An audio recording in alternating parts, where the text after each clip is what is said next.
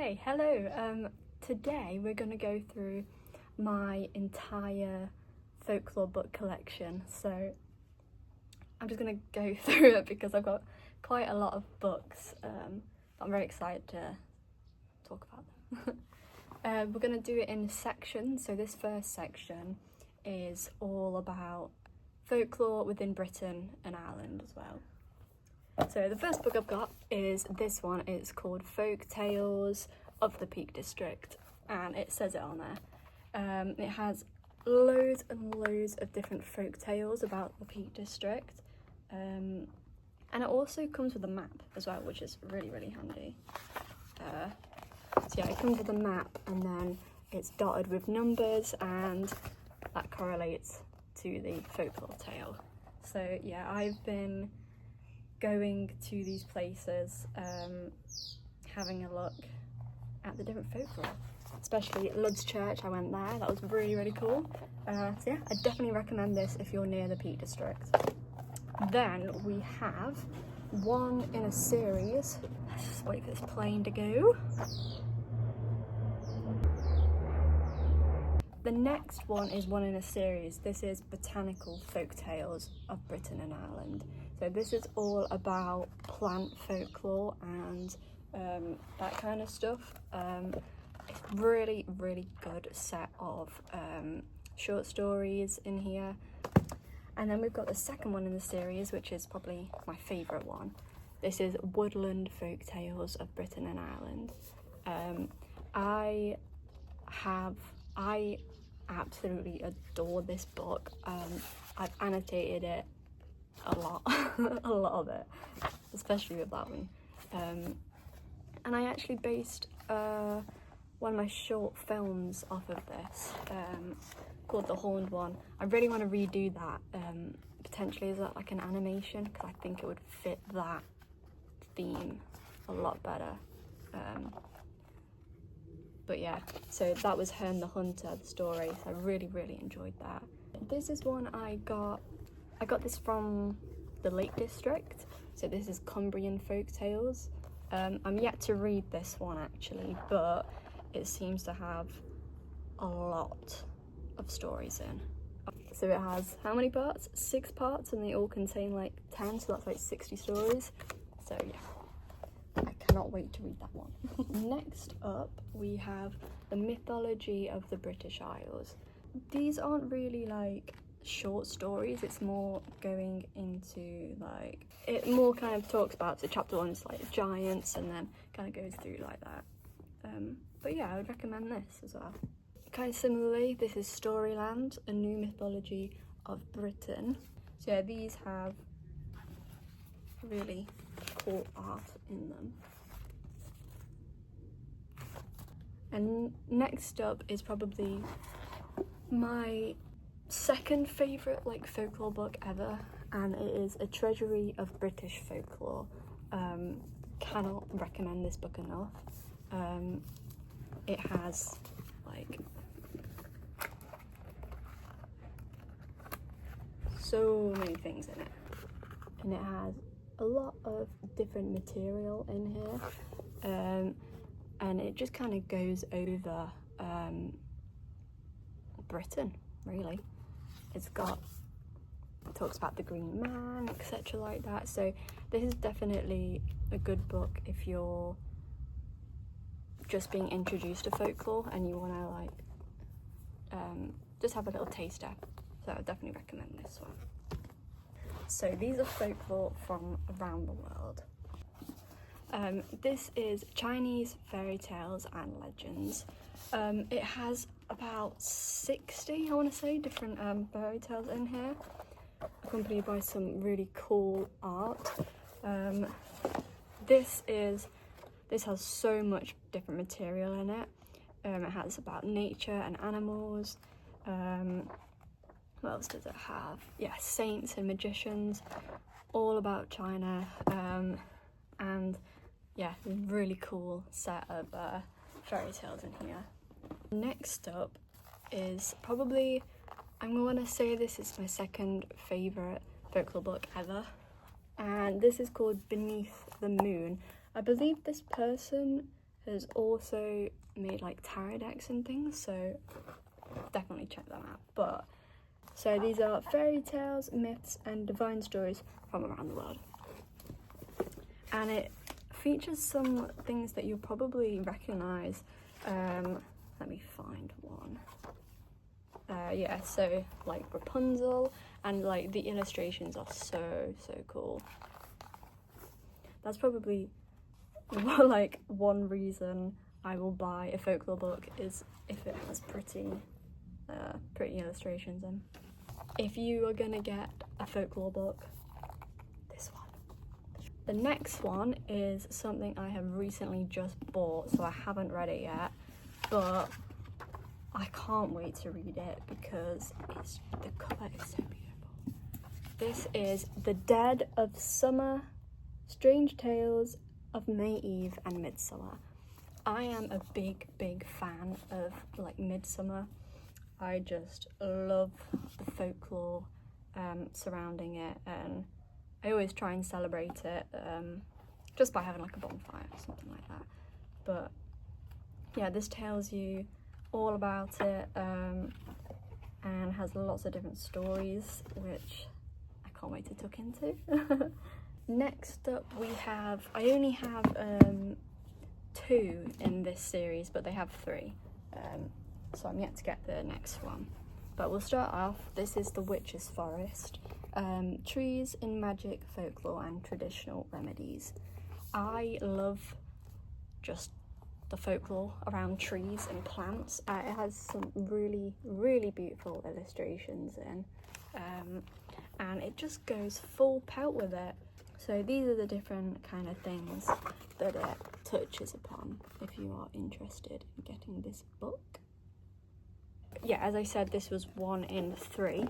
The other one that I have is The Magic of Mushrooms, Fungi in Folklore, Superstition and Traditional Medicine. This is similar to The Witch's Forest. It goes into mushrooms and their culture and history, and as well some really nice illustrations in there as well. Next up we have Witches, Wizards and Sorcerers. This is a very little book that just contains a few stories about witches, wizards and sorcerers. Next up, this is The Dead of Winter. This is about demons, witches and the ghosts of Christmas. So I got this the Christmas that's just gone, so I'm gonna read it coming up to the Christmas that's coming up.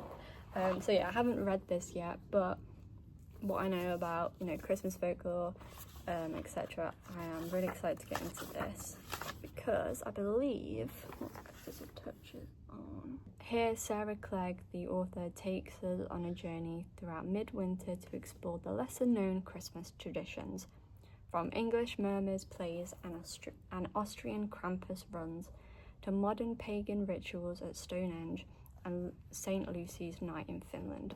So yeah, if you like folklore surrounding Christmas time and winter and just those kind of traditions, then I think this is going to be a really cool book.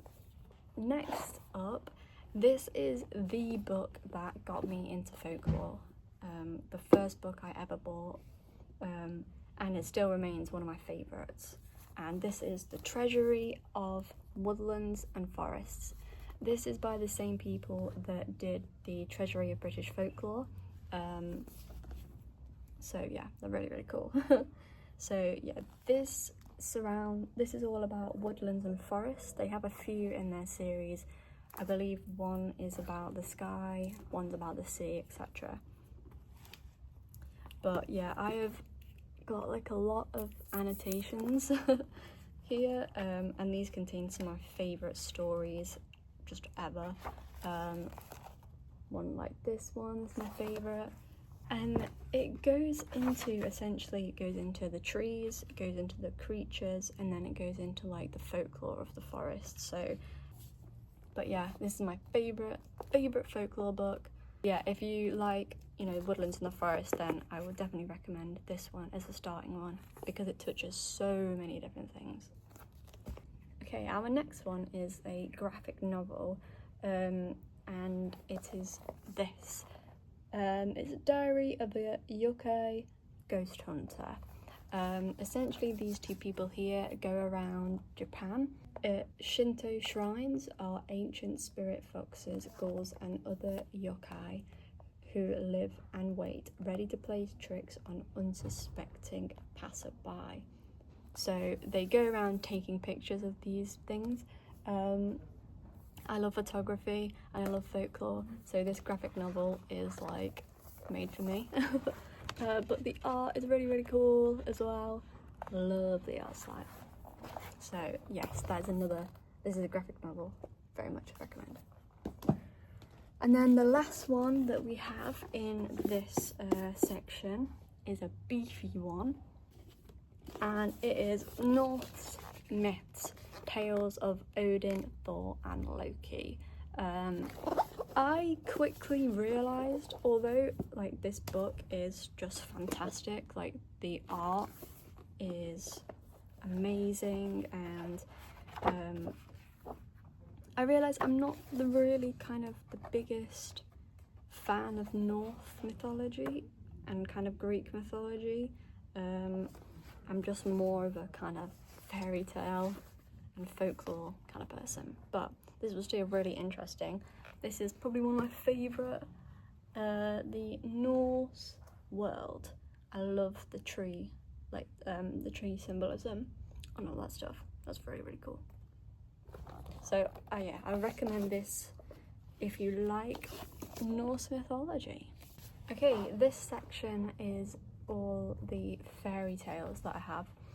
I don't have as many fairy tales as I do the folklore books, but these are still really interesting. This is Fierce Fairy Tales and Other Stories to Stir Your Soul. These are just classic fairy tales that you know, but they're written in kind of like poetry format, and they centre around women essentially. Next up is English Fairy Tale and Legends. I mean, it contains the classics, really. So, you know, like Robin Hood, Jack the Giant Killer. Yeah, this is a really cool book with lots of cool fairy tales then. So yeah, if you're starting out and you want to read about the classics, then I recommend this one. Next, I need to not stop saying next up, but I don't know how much to say it. But anyway, this is The Turnip Princess and other newly discovered fairy tales. So essentially, but this contains a big batch of fairy tales. On the back it says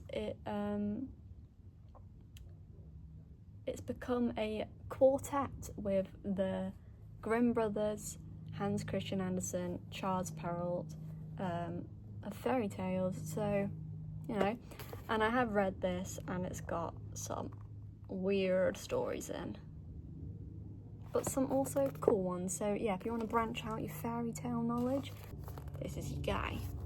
And lastly in this category is a beautiful illustrated version of my favourite fairy tale ever, which is Beauty and the Beast. This is by Mina Lima.